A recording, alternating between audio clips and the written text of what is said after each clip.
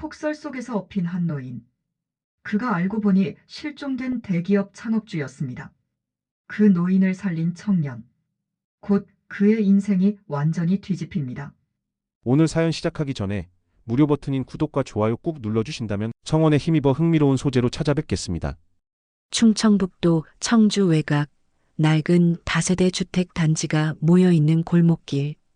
반지하 방 작은 창문으로 새어 들어오는 겨울 아침 햇살은 차갑기만 했습니다. 28살 청년 민수는 전기장판도 없는 이불 속에서 몸을 웅크린 채 눈을 떴어요.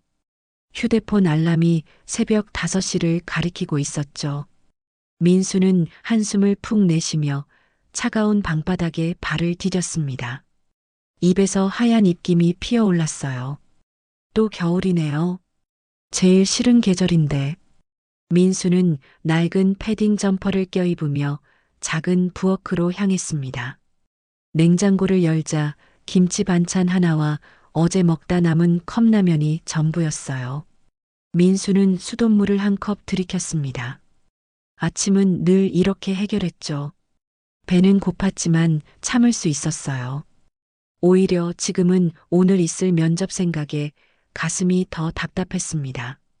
벽에 붙어 있는 달력에는 빨간 동그라미가 쳐져 있었어요.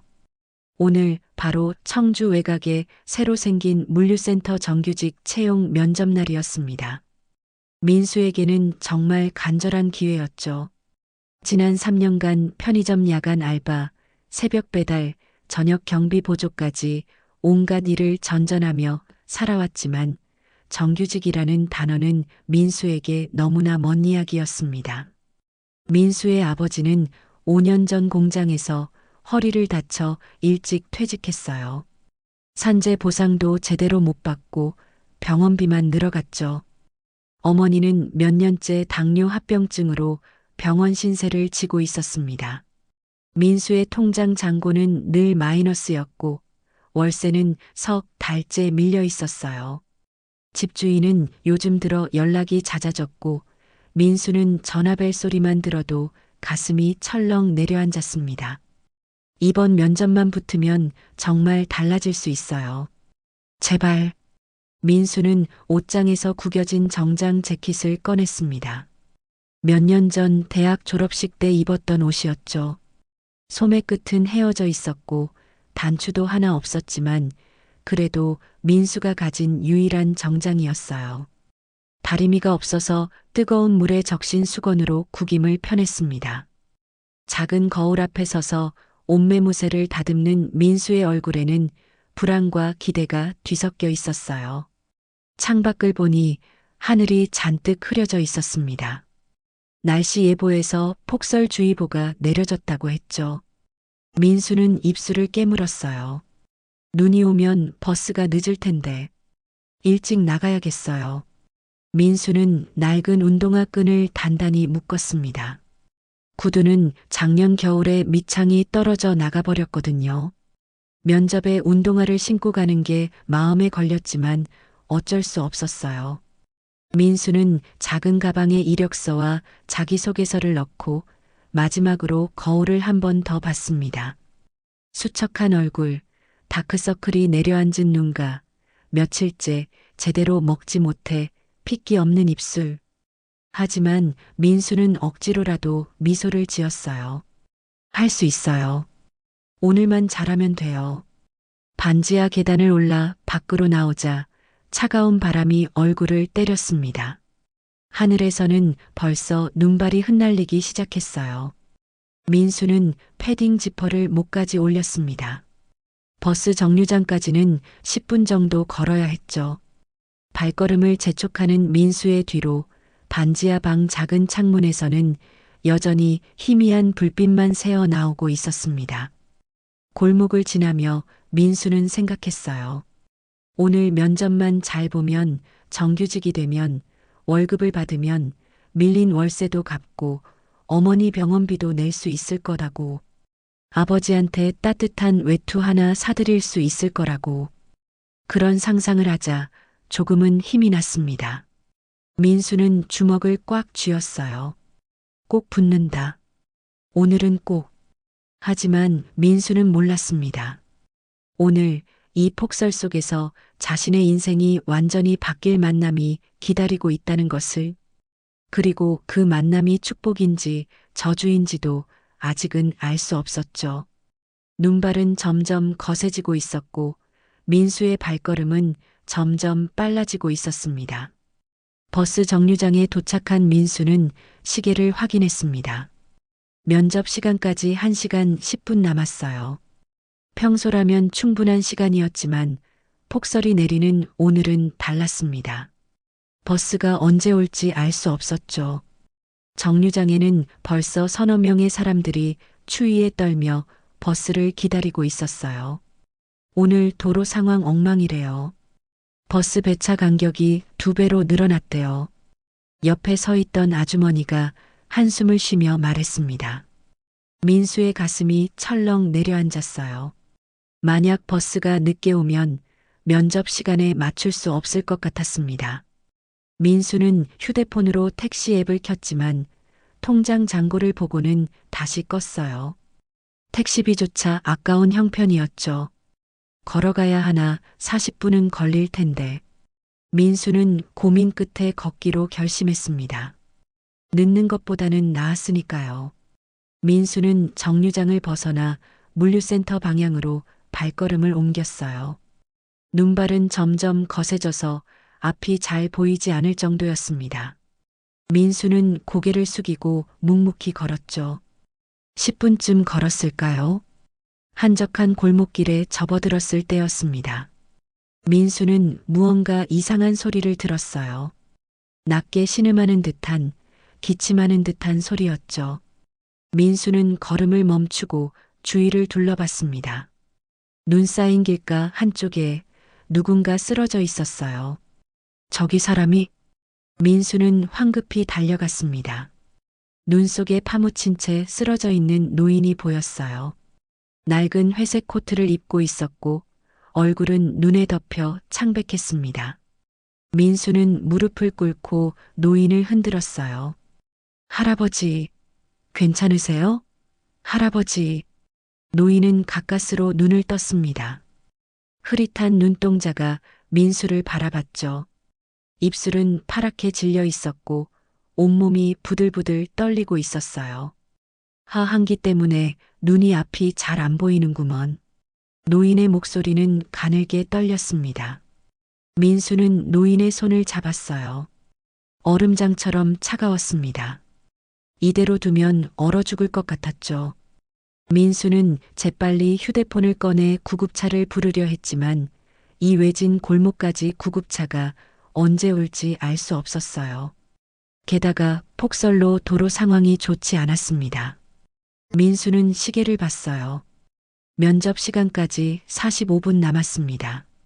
지금 노인을 병원에 데려다 주면 면접에는 절대 갈 수 없었죠. 민수의 머릿속이 복잡해졌어요. 이 기회를 놓치면 언제 또 이런 기회가 올까요? 밀린 월세는 어떻게 하고 어머니 병원비는요? 하지만 노인의 떨리는 손을 보자 민수는 더 이상 고민할 수 없었습니다. 민수는 정장 재킷 단추를 풀며 결심했어요. 할아버지, 얼어 죽어요. 일단 엎혀요. 제가 병원 데려다 드릴게요. 아니야, 젊은 사람 갈 길 가. 노인은 손사래를 쳤지만 몸은 이미 말을 듣지 않았습니다. 민수는 노인을 조심스럽게 일으켜 세웠어요. 생각보다 가벼운 몸이었습니다. 민수는 노인을 등에 업었죠. 노인의 차가운 체온이 민수의 등에 느껴졌어요. 할아버지, 꼭 붙잡고 계세요. 제가 병원까지 모셔다 드릴게요. 민수는 발걸음을 옮겼습니다. 폭설 속에서 한 걸음 한 걸음 걷는 것이 쉽지 않았어요. 눈은 발목까지 쌓여 있었고 노인을 업은 민수의 어깨는 점점 무거워졌습니다. 숨이 가빠졌고 땀이 등을 타고 흘렀죠. 하지만 민수는 멈추지 않았어요. 조금만 참으세요. 병원 곧 도착해요. 민수는 자신에게도 노인에게도 말하듯 중얼거렸습니다. 눈보라는 얼굴을 때렸고 손끝은 감각이 없어졌어요. 정장 바지는 눈에 젖어 무거웠고 운동화 속으로 눈이 스며들어 발가락이 시렸습니다. 하지만 민수는 걸음을 멈추지 않았죠. 10분이 지나고 20분이 지났습니다. 민수의 다리는 후들거렸고 숨은 턱까지 차올랐어요. 휴대폰에서 알람이 울렸습니다. 면접 시간 30분 전 알림이었죠. 민수는 휴대폰을 끄고 다시 걸었어요. 면접은 다음에도 있겠죠. 사람 목숨은 지금 아니면 안 되는데. 마침내 민수는 병원 입구가 보이는 곳에 도착했습니다. 민수는 마지막 힘을 다해 응급실 문을 열고 들어갔어요. 따뜻한 공기가 얼굴을 감쌌고 민수는 그 자리에서 무릎이 꺾였습니다. 저 이분 눈길에 쓰러져 계셨어요. 빨리 좀. 민수의 목소리는 떨렸습니다. 간호사들이 급히 달려와 노인을 들것에 옮겼어요. 민수는 그대로 바닥에 주저앉았습니다. 온몸이 젖어 있었고 손끝은 빨갛게 부어 있었죠. 민수는 시계를 봤어요. 면접 시간이 15분 남았습니다. 이미 늦었어요. 민수는 고개를 떨구고 씁쓸하게 웃었습니다. 끝났네요. 그래도 사람이 먼저죠. 그게 맞죠. 응급실 대기실에 앉아 있는 민수는 젖은 옷 때문에 온몸이 떨렸습니다. 간호사가 담요를 하나 건네주었고 민수는 고맙다는 인사를 했죠. 민수는 휴대폰을 켜서 면접 담당자에게 전화를 걸었어요. 하지만 이미 면접은 시작됐고 담당자는 전화를 받지 않았습니다. 민수는 문자 메시지를 남겼어요. 죄송합니다. 급한 일이 생겨서 면접에 참석하지 못했습니다. 정말 죄송합니다. 메시지를 보내고 나니 민수의 가슴속이 텅 빈 것 같았습니다. 그토록 간절했던 기회를 이렇게 놓쳐버렸어요. 민수는 고개를 떨구고 한숨을 쉬었죠. 에휴, 이제 어떡하죠? 그때 간호사가 민수에게 다가왔습니다. 보호자분이세요? 아, 아닙니다. 길에서 그냥 도와드린 거예요. 그래도 신원 확인을 해야 해서요. 어르신 소지품에 신분증 같은 게 있나 확인 좀 해주실래요? 민수는 고개를 끄덕이고 간호사를 따라갔습니다. 응급실 한쪽에 노인의 소지품이 놓여 있었어요. 낡은 지갑, 찢어진 장갑, 그리고 작은 수첩 하나가 전부였습니다. 지갑을 열어보니 신분증이 있었죠. 민수는 신분증을 보고 깜짝 놀랐어요. 장태소? 이 이름. 민수는 어디선가 들어본 이름 같았습니다. 하지만 확실하지 않았죠. 민수는 신분증을 간호사에게 건넸어요. 여기 신분증 있습니다. 간호사는 신분증을 받아들고 컴퓨터에 정보를 입력했습니다. 그때 응급실 한쪽에서 구급대원 한 명이 노인의 얼굴을 유심히 쳐다보더니 중얼거렸어요. 어라, 이 사람 어디서 많이 본 얼굴인데? 뉴스에 나온 것 같은데. 하지만 폭설로 실려온 환자가 많아서 아무도 깊이 신경 쓰지 않았습니다. 민수도 그저 노인이 무사하기만을 바랐죠. 의사가 나와서 민수에게 말했어요. 저체온증이 심합니다. 조금만 늦었어도 위험했을 거예요. 잘 데려오셨어요. 아, 그럼 괜찮으신 건가요? 지금은 안정시키고 있습니다. 다만 기저질환이 있는지 확인해야 해서요. 가족 연락처 아세요? 아니요. 저는 정말 길에서 처음 뵌 분이라서요. 의사는 알겠다며 고개를 끄덕였습니다. 민수는 안도의 한숨을 쉬었어요. 적어도 노인은 살았으니까요. 민수는 대기실로 돌아와 젖은 옷을 말리며 앉아 있었습니다. 병원 TV에서는 뉴스가 흘러나오고 있었어요. 태성그룹 장태수 창업주 실종 일주일째, 경찰은 수색 범위를 전국으로 확대했습니다. 가족들은 제보자에게 억대 포상금을 내걸었습니다. 민수는 무심코 TV를 쳐다봤습니다. 화면에는 한 노인의 사진이 크게 나와 있었어요. 민수는 눈을 크게 떴습니다. 그 얼굴이 방금 자신이 업고 온 노인과 똑같았거든요. 저분이? 민수는 얼떨떨했습니다. 자신이 업고 온 노인이 실종된 대기업 창업주라니 믿기지 않았어요. 민수는 다시 TV를 쳐다봤습니다. 뉴스는 계속 이어졌죠. 장태수 회장은 지난주 집을 나선 뒤 행방이 묘연한 상태입니다. 가족들은 치매 증상이 있었다고 밝혔습니다. 민수는 가슴이 두근거렸어요. 그렇다면 자신이 지금 엄청난 사람을 구한 건가요? 하지만 동시에 불안감도 밀려왔습니다. 왠지 모를 예감이 좋지 않았죠. 그때 응급실 입구가 소란스러워졌습니다. 고급 코트를 입은 사람들이 우르르 들어왔어요. 40대 중반쯤 되어 보이는 남자가 큰 소리로 물었습니다. 장태수 회장님 여기 계십니까? 간호사들이 당황하며 대답했어요. 네, 방금 응급실로 들어오신 분 맞으시면. 남자는 급히 응급실 안으로 들어가려 했지만 간호사가 막아섰습니다. 보호자분이세요? 네, 저 장태수 회장 아들 장민호입니다. 경찰 2명도 함께 들어왔어요. 병원은 순식간에 술렁이기 시작했습니다. 민수는 구석에 조용히 앉아 있었지만 가슴이 불안하게 뛰었어요. 왠지 이 상황이 자신에게 좋지 않은 방향으로 흘러갈 것 같았습니다. 의사가 나와서 장민호와 이야기를 나눴어요. 장민호는 안도의 한숨을 쉬며 고개를 끄덕였죠. 그때 경찰이 간호사에게 물었습니다. 이분을 병원에 데려온 사람이 누구죠? 간호사는 민수를 가리켰습니다. 모든 시선이 민수에게 쏠렸어요. 민수는 움찔하며 일어났습니다. 경찰이 다가와 물었죠. 당신이 장태수 회장님을 발견한 거죠? 내 길에서 쓰러져 계셔서 업고 왔습니다.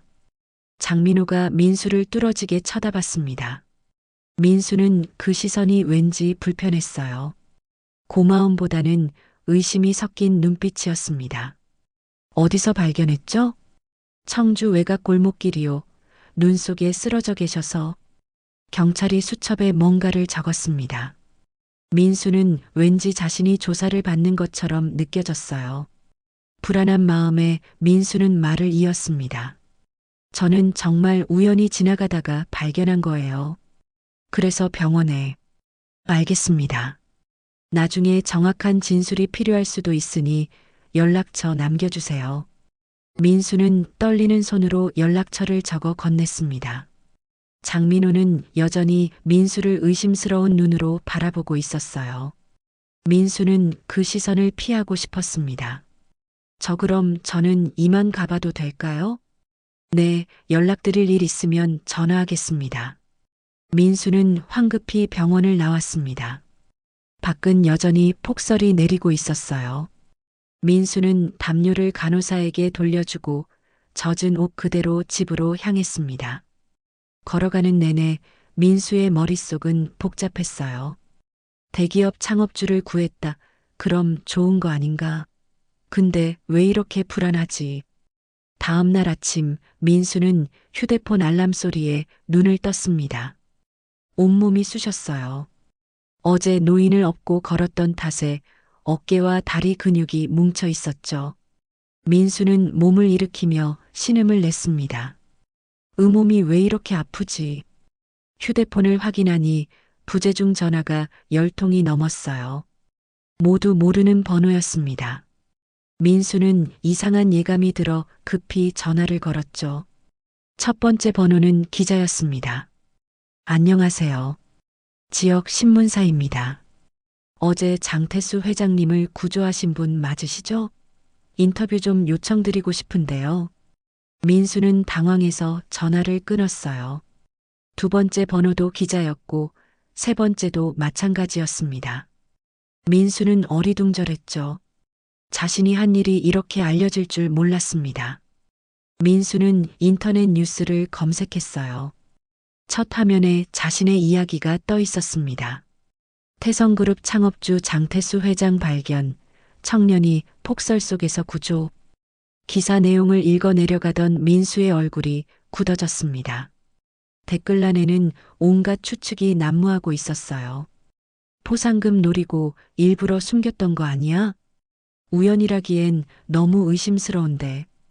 요즘 젊은 애들 믿을 게 못 돼. 민수는 댓글을 읽다가 휴대폰을 내려놓았습니다. 가슴이 답답했어요. 자신은 그저 쓰러진 사람을 도운 것뿐인데 왜 이렇게 의심을 받아야 하는지 이해할 수 없었죠. 그때 집 초인종이 울렸습니다. 민수는 문을 열었어요. 경찰 2명이 서 있었습니다.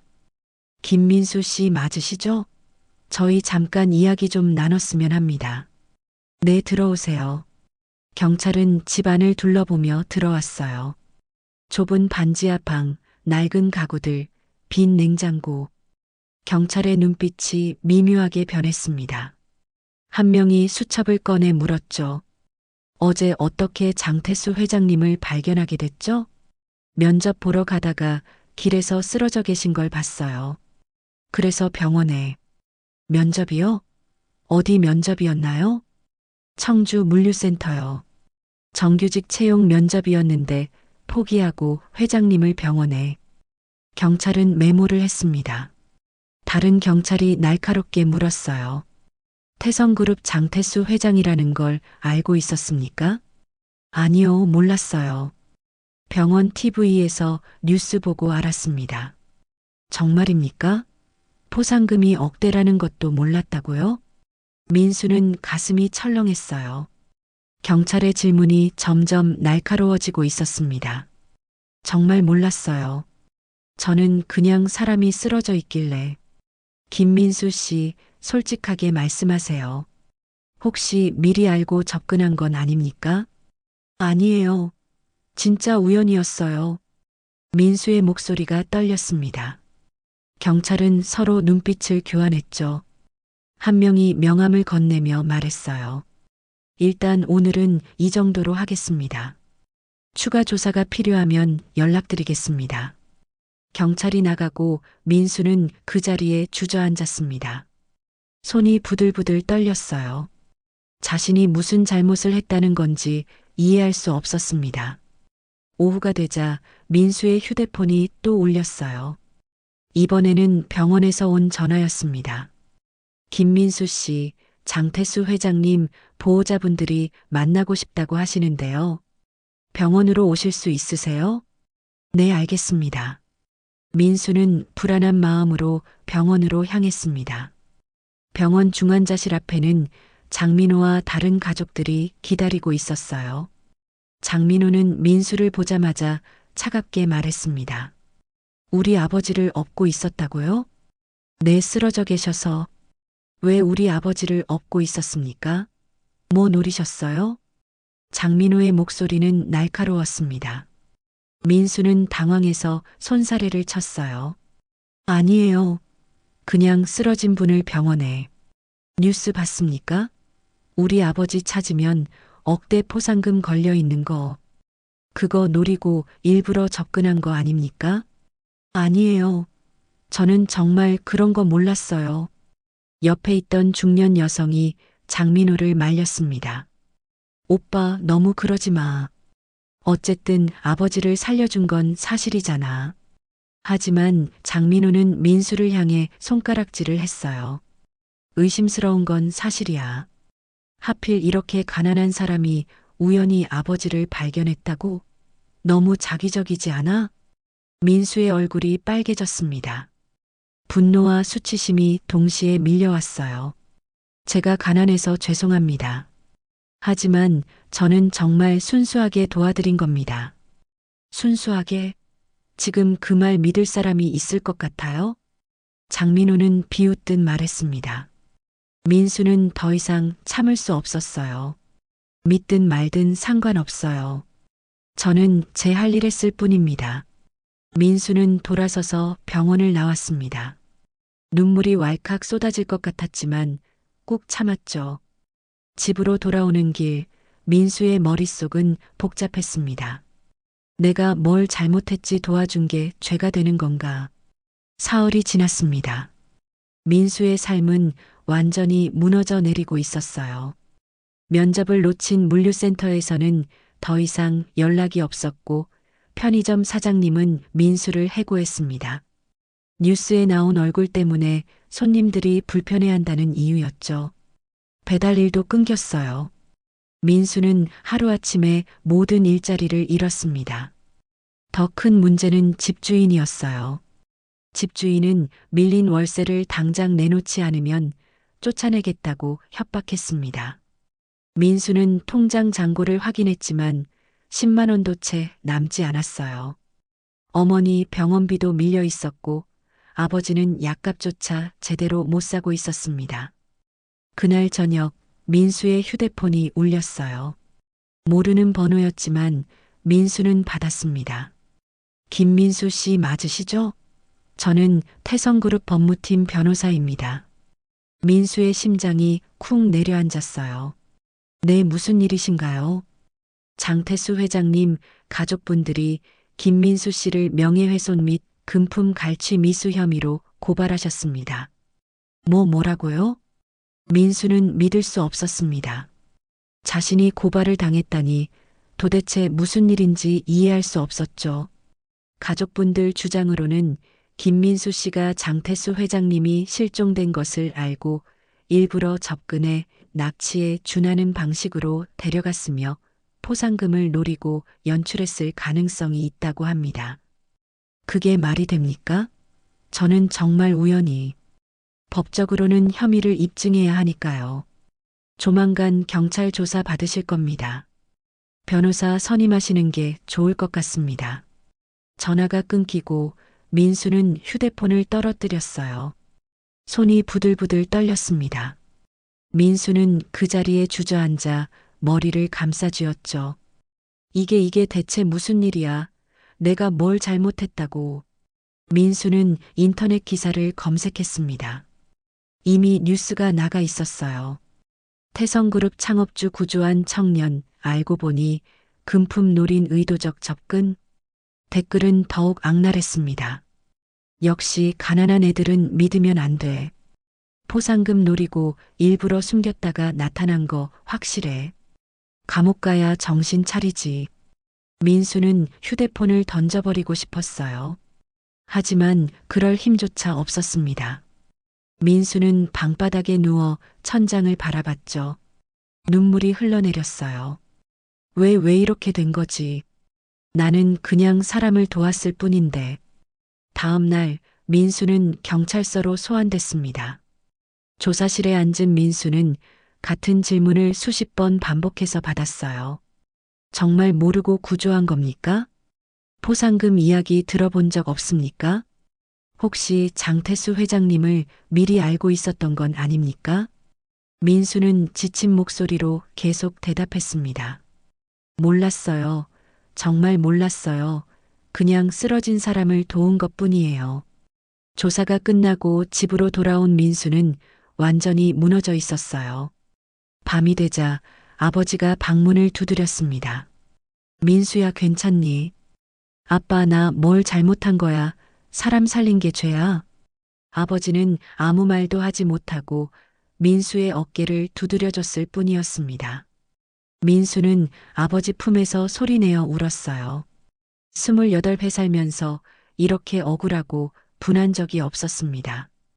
그날 밤 민수는 빈 방에서 웅크린 채 중얼거렸어요. 내가 도운 게 죄예요. 왜 이렇게까지. 창밖으로는 다시 눈이 내리기 시작했습니다. 하지만 민수에게 그 눈은 더 이상 아름답지 않았어요. 차갑고 잔인한 세상을 상징하는 것처럼 느껴졌습니다. 일주일이 지났습니다. 민수는 거의 방에서 나오지 않았어요. 밥도 제대로 먹지 않았고 씻지도 않았습니다. 휴대폰은 꺼놓았고 커튼을 모두 쳐서 빛도 들어오지 않게 했죠. 민수는 그저 이불 속에 웅크린 채 하루하루를 보냈어요. 그러던 어느 날 오후 집 초인종이 요란하게 울렸습니다. 민수는 무시했지만 초인종은 계속 울렸어요. 할 수 없이 민수는 문을 열었습니다. 낯선 남자가 서 있었어요. 김민수 씨 맞으시죠? 저는 태성그룹 비서실에서 나왔습니다. 민수의 얼굴이 굳어졌습니다. 또 무슨 일이세요? 더 이상 저한테 뭘 원하시는 건데요? 아닙니다. 오해하지 마세요. 장태수 회장님께서 의식을 회복하셨습니다. 그리고 김민수 씨를 꼭 만나고 싶다고 하십니다. 민수는 멍했어요. 장 회장이 의식을 회복했다니 예상하지 못한 소식이었습니다. 저를요 왜요? 모르겠습니다. 하지만 회장님께서 강력하게 요청하셨습니다. 지금 병원으로 가실 수 있으세요? 민수는 잠시 망설였습니다. 하지만 거절할 이유도 없었어요. 어차피 더 잃을 것도 없었죠. 민수는 고개를 끄덕였습니다. 알겠습니다. 가보겠습니다. 병원으로 가는 차 안에서 민수는 창밖을 바라봤어요. 눈은 다 녹았고 겨울 햇살이 차갑게 빛나고 있었습니다. 민수는 자신이 왜 이렇게 되었는지 아직도 이해할 수 없었어요. 병원에 도착하자 민수는 특실병동으로 안내받았습니다. 문을 열고 들어가니 침대에 장태수 회장이 앉아 있었어요. 얼굴은 많이 수척해져 있었지만 눈빛만은 또렷했습니다. 왔구만 그날 나를 업었던 청년. 민수는 어색하게 고개를 숙였어요. 안녕하세요, 회장님. 건강 많이 회복하신 것 같아 다행입니다. 장 회장은 민수를 한참 동안 바라보더니 천천히 손을 뻗었습니다. 이리 와서 앉거라. 내가 할 말이 있다. 민수는 조심스럽게 의자에 앉았어요. 장 회장은 떨리는 목소리로 말하기 시작했습니다. 나는 일주일 전까지만 해도 죽고 싶었다. 민수는 눈을 크게 떴어요. 장 회장은 계속 말을 이었죠. 회사는 자식들이 다 망쳐놓고 내 말은 아무도 듣지 않았지. 나는 그저 이름만 남은 허수아비였어. 그래서 집을 나섰다. 차라리 아무도 모르는 곳에서 조용히 죽고 싶었지. 민수는 숨을 죽이고 들었습니다. 장 회장의 목소리는 떨리고 있었어요. 추운 골목을 헤매다가 결국 쓰러졌어. 눈 속에 파묻혀서 아, 이제 끝이구나 싶었지. 근데 누군가 나를 업어주더군. 장 회장은 민수를 바라봤습니다. 눈가가 붉어져 있었어요. 그 온기가 내가 잃어버린 사람의 온기였어. 자식들도 직원들도 아무도 나를 그렇게 안아주지 않았는데 자네는 아무것도 모르면서 나를 살렸지. 민수의 눈시울이 뜨거워졌습니다. 저는 그냥 당연한 일을 한 것뿐이에요. 당연한 일? 세상에 당연한 일을 하는 사람이 얼마나 될까? 장 회장은 쓸쓸하게 웃었습니다. 그리고 비서를 불렀어요. 내가 준비한 거 가져와. 비서가 서류 봉투를 하나 가져왔습니다. 장 회장은 그것을 민수에게 건넸어요. 자네가 고발당한 거 알고 있다. 내 자식들이 한 짓이지.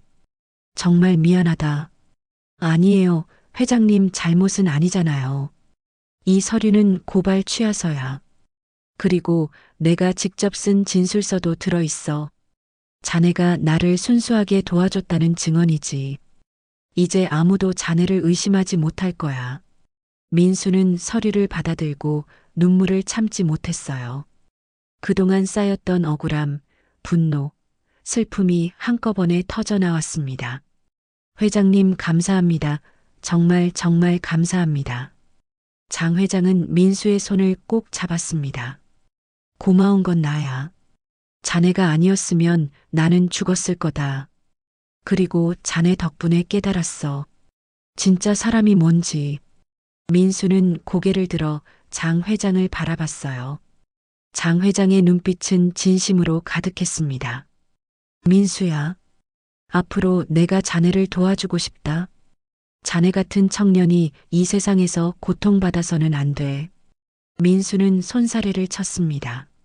아니에요, 회장님. 저는 아무것도 바라지 않았어요. 그냥 오해만 풀리면 그걸로 충분해요. 장 회장은 고개를 저었어요. 아니야. 자네는 내 생명의 은인이야. 그리고 자네 같은 사람이 제대로 대우받는 세상을 만들고 싶어. 사흘 후 장태수 회장은 기자회견을 열겠다고 발표했습니다. 뉴스는 발칵 뒤집혔어요. 실종 사건의 진실이 밝혀질 거라는 소문이 퍼졌죠. 민수도 회견장에 초대받았습니다. 민수는 불안한 마음으로 양복을 빌려 입고 회견장으로 향했어요. 회견장에는 수많은 기자들이 모여 있었습니다. 카메라 플래시가 쏟아졌고 기자들은 웅성거렸죠. 무대 위에는 장태수 회장이 휠체어를 타고 나타났어요. 옆에는 장민호와 다른 가족들도 앉아 있었습니다. 장민호의 얼굴은 창백했어요. 장 회장은 마이크 앞에 섰습니다. 떨리는 손으로 원고를 펼쳤지만 곧 원고를 내려놓았어요. 그리고 천천히 입을 열었습니다. 저는 일주일 전 스스로 집을 나섰습니다. 회견장이 술렁였어요. 기자들은 놀란 표정으로 장 회장을 바라봤습니다. 실종이 아니었습니다. 저는 도망친 겁니다. 제 가족으로부터, 제 회사로부터, 제 삶으로부터. 장민호가 당황한 얼굴로 장 회장을 쳐다봤어요. 하지만 장 회장은 개의치 않고 말을 이었습니다. 저는 50년 동안 회사를 키웠습니다. 맨손으로 시작해서 대기업을 만들었죠. 하지만 어느 순간부터 제 회사는 제 것이 아니었습니다. 제 자식들은 돈과 권력만 쫓았고 저는 그저 이름만 남은 허수아비였어요. 장 회장의 목소리는 떨렸지만 단호했습니다. 그래서 저는 죽고 싶었습니다. 추운 거리를 헤매다가 눈 속에 쓰러졌죠. 그때 한 청년이 나타났습니다. 장 회장은 민수를 가리켰어요. 모든 카메라가 민수에게 향했습니다. 민수는 눈부신 플래시에 눈을 가늘게 떴어요. 이 청년은 저를 업었습니다. 폭설 속에서 면접도 포기하고 저를 병원까지 데려다 줬죠. 저를 살린 건 바로 이 청년입니다. 기자들이 펜을 들고 메모하기 시작했어요. 장 회장은 계속 말을 이었습니다. 하지만 제 가족들은 이 청년을 고발했습니다. 금품을 노리고 접근했다고, 납치했다고 말이죠. 말도 안 되는 소리입니다. 장 회장의 목소리가 높아졌어요. 장민호는 고개를 떨구었습니다. 이 청년은 순수하게 저를 도왔습니다. 아무것도 바라지 않고 그저 사람의 도리로 저를 살렸어요. 그런데 제 가족들은 그런 청년을 범죄자 취급했습니다. 저는 정말 부끄럽습니다. 장 회장의 눈가가 붉어졌어요. 회견장은 숨소리조차 들리지 않을 만큼 조용했습니다. 그래서 저는 결심했습니다. 제 전 재산의 일부를 이 청년에게 맡기겠습니다. 그리고 제 회사를 다시 사람 중심으로 만들겠습니다. 회견장이 술렁이기 시작했어요. 기자들은 놀란 표정으로 수군거렸죠. 장민호가 벌떡 일어나 소리쳤습니다. 아버지, 무슨 말씀을 하시는 겁니까? 하지만 장 회장은 손을 들어 장민호를 제지했어요. 닥쳐라. 내 놈들이 나를 어떻게 만들었는지 내가 다 알고 있다. 돈만 밝히고 권력만 쫓고 사람은 안중에도 없었지. 장민호의 얼굴이 새하얗게 질렸습니다. 다른 가족들도 당황한 표정이었어요. 장 회장은 다시 민수를 바라봤습니다. 민수야, 내가 살아있는 동안 자네를 제대로 돕고 싶다. 자네 같은 청년이 고통받지 않는 세상을 만들고 싶어. 민수는 눈물을 흘리며 고개를 저었어요. 회장님, 저는 정말 아무것도 바라지 않았어요. 그냥 사람이 죽을까봐 도운 것뿐이에요. 장 회장은 미소를 지었습니다. 바로 그래서 자격이 있는 거야. 아무것도 바라지 않는 사람에게 주고 싶은 거지. 기자회견이 끝나고 민수는 복도로 나왔어요. 다리에 힘이 풀려 벽에 기댔습니다. 모든 것이 꿈처럼 느껴졌어요. 장민호가 민수에게 다가왔습니다. 민수는 긴장했지만 장민호는 고개를 숙였어요. 죄송합니다. 제가 너무 심하게 했습니다. 민수는 아무 말도 하지 못했어요. 장민호는 계속 말을 이었습니다. 저는 아버지를 돈으로만 봤습니다. 사람으로 보지 못했어요. 정말 죄송합니다. 민수는 깊은 한숨을 쉬었어요. 괜찮습니다. 저도 이해해요. 오해할 만했으니까요. 장민호는 고개를 들어 민수를 바라봤습니다. 눈가가 붉었어요. 아버지께서 당신을 정말 아끼십니다. 부디 아버지 곁을 지켜주세요. 민수는 고개를 끄덕였습니다. 석 달이 지났습니다. 봄이 찾아오고 청주는 따뜻한 햇살로 가득했어요. 민수는 더 이상 반지하에 살지 않았습니다. 장태수 회장의 도움으로 작은 아파트로 이사했고 어머니는 제대로 된 치료를 받을 수 있었어요. 아버지도 필요한 약을 다 살 수 있었죠. 민수는 장 회장이 새로 만든 재단에서 일하고 있었습니다. 어려운 사람들을 돕는 일이었죠. 민수는 매일 아침 출근하며 생각했어요. 자신이 도움을 받았던 것처럼 이제는 다른 사람들을 도울 차례라고. 어느 토요일 오후 민수는 장 회장을 만나러 갔습니다. 장 회장은 이제 요양병원 대신 집에서 지내고 있었어요. 건강도 많이 회복됐고 표정도 밝아졌죠. 민수가 방문을 열고 들어가자 장 회장은 환하게 웃으며 반겼습니다. 왔구나, 민수야. 어서 와. 회장님, 오늘 컨디션 좋아 보이세요. 그럼 자네가 올 날이잖아. 안 좋을 수가 있나? 두 사람은 거실에 앉아 차를 마셨어요. 창밖으로는 봄꽃이 피어나고 있었습니다. 장 회장은 차를 한 모금 마시며 조용히 말했습니다. 민수야, 그날 생각나니? 폭설이 내리던 날. 네, 회장님. 어떻게 잊을 수 있겠어요. 장 회장은 멀리 창밖을 바라봤어요. 그날 자네 등에 엎여보았던 온기가 내가 잃어버린 가족의 마지막 온기였지. 아무도 나를 그렇게 따뜻하게 안아주지 않았어. 민수는 조용히 들었습니다. 장 회장은 계속 말을 이었어요. 나는 평생 돈을 쫓았어. 회사를 키우고 재산을 늘리고 권력을 키웠지. 하지만 정작 중요한 건 잃어버렸어. 사람을 잃어버렸지. 민수는 고개를 끄덕였어요. 장 회장은 민수를 바라보며 미소 지었습니다. 자네 덕분에 깨달았어. 진짜 중요한 건 사람이라는 걸. 돈도 권력도 명예도 결국 사람 없이는 의미가 없더군. 저도요, 회장님. 그날 회장님을 업어드리면서 누군가를 지켜야 한다는 마음이 얼마나 큰지 배웠어요. 두 사람은 잠시 침묵했습니다. 따뜻한 침묵이었어요. 장 회장이 다시 입을 열었습니다. 민수야, 앞으로도 계속 이렇게 살아줘. 사람을 먼저 보는 삶 말이야. 세상이 아무리 차가워도 자네 같은 사람이 있으면 세상은 따뜻해지니까. 민수는 눈물이 핑 돌았지만 웃으며 대답했어요.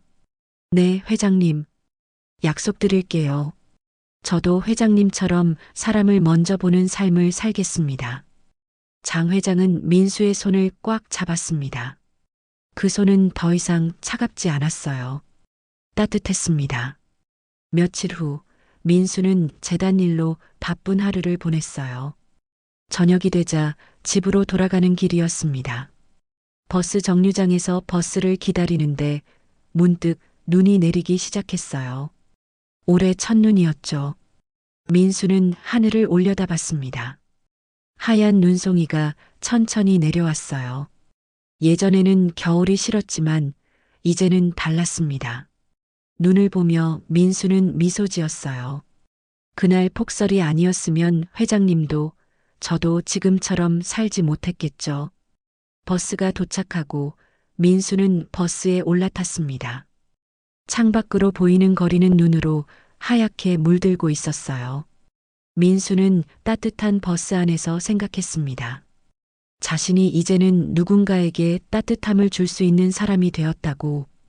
그리고 그것이 얼마나 행복한 일인지. 집에 도착하자 어머니가 저녁을 준비하고 계셨어요. 아버지는 소파에 앉아 TV를 보고 계셨죠. 민수가 문을 열고 들어가자 두 분은 환하게 웃으며 맞아주셨습니다. 민수야, 왔니? 어서 씻고 밥 먹자. 네, 엄마. 민수는 방에 가방을 내려놓고 거울을 봤어요. 거울 속 자신의 얼굴은 예전과 달랐습니다. 지쳐있고 수척했던 얼굴 대신 생기 있고 밝은 얼굴이 보였죠. 민수는 스스로에게 말했어요. 잘했어, 민수야. 그날 포기하지 않았던 거 정말 잘했어. 저녁 식사를 하며 가족들은 오늘 있었던 일들을 이야기했습니다. 어머니는 병원에서 좋은 소식을 들었다고 했고, 아버지는 요즘 몸이 많이 좋아졌다고 했어요. 민수는 재단에서 도운 사람들 이야기를 했죠. 오늘 한 할머니를 도와드렸는데요. 그분이 저한테 이러시는 거예요. 세상에는 아직 따뜻한 사람들이 있다고. 어머니가 미소 지으며 말했어요. 민수야, 내가 그런 사람이 된 거야. 엄마는 정말 자랑스럽다. 민수는 웃으며 밥을 먹었습니다. 마음속이 따뜻했어요. 밤이 되고 민수는 창밖을 바라봤습니다. 눈은 여전히 내리고 있었어요. 하지만 이제 그 눈은 차갑지 않았습니다. 오히려 따뜻하게 느껴졌죠. 민수는 조용히 중얼거렸어요. 회장님, 감사합니다. 저에게 새로운 삶을 주셔서, 그리고 사람의 소중함을 가르쳐 주셔서. 민수는 침대에 누워 눈을 감았습니다. 마음은 평온했고 내일이 기대됐어요. 이제 민수는 알고 있었습니다. 세상은 차갑지만 따뜻함을 나누는 사람들이 있기에 살아갈 만한 곳이라는 것을, 그리고 자신도 그런 사람 중 하나가 되었다는 것을. 폭설 속에서 시작된 운명적인 만남은 두 사람의 삶을 완전히 바꿔놓았습니다. 가난한 청년 민수는 이제 누군가에게 희망을 주는 사람이 되었고, 외로운 재벌 창업주 장태수는 진짜 가족의 의미를 되찾았어요. 두 사람의 이야기는 끝이 났지만 그들이 나눈 따뜻함은 계속해서 세상에 퍼져나가고 있었습니다. 오늘의 이야기도 도움이 되셨거나 즐거우셨다면 구독과 좋아요로 응원해 주시면 정말 감사하겠습니다. 여러분의 피드백이 저에게 큰 힘이 됩니다. 앞으로도 더 유익한 내용으로 찾아뵐게요.